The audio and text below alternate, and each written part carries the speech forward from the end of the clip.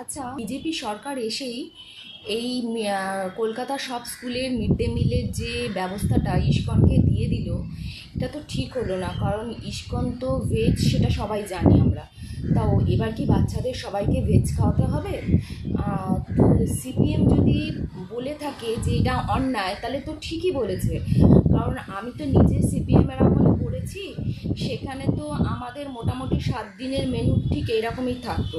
কোনো দিন বিরিয়ানি চিকেন চাপ, কোনো দিন পোলাও ও আর কষা মাংস, কোনো দিন ফ্রাইড রাইস চিলি চিকেন, তারপর চাউমিন চিলি চিকেন, তারপরে হলো লুচি আলুর দম, খিচুড়ি আর ইলিশ মাছ ভাজা, কোনো দিন আবার চিংড়ি মাছের মালাইকারি ভাত বা পাবদা মাছের কারি বা ভাত, এইসব হতো। আবার স্যাটারডে জিজ্ঞেস করে নেওয়া হতো যে সানডে কী খাবে, সেই অনুযায়ী পার্সেল করে কিন্তু স্টুডেন্টদের বাড়ি বাড়ি পৌঁছে দেওয়ার ব্যবস্থা ছিল।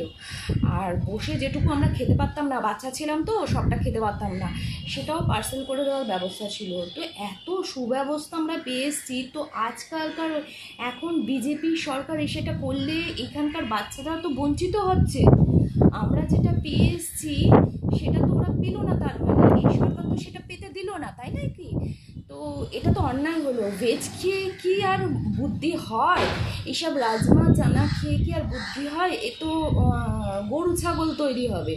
আমাদের মতো কি ইন্টেলিজেন্ট তৈরি হবে, যেটা সিপিএম আমলে আমাদের এইসব খাইয়ে তৈরি করেছে? তো ওরা যদি এই কথাটা নিয়ে প্রতিবাদ করে, অন্যায় কী করেছে? ওরা যদি না দিত তাহলে একটা বলার মুখ না থাকতে পারতো, কিন্তু এখন তো বলার ওদের পুরো মুখ আছে।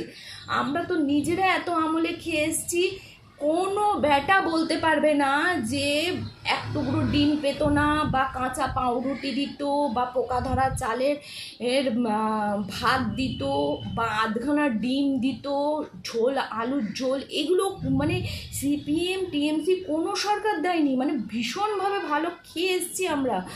তো এইটা হঠাৎ করে বন্ধ করে দেওয়া কিন্তু আমার মনে হলো বিজেপি সরকারের উচিত হয়নি।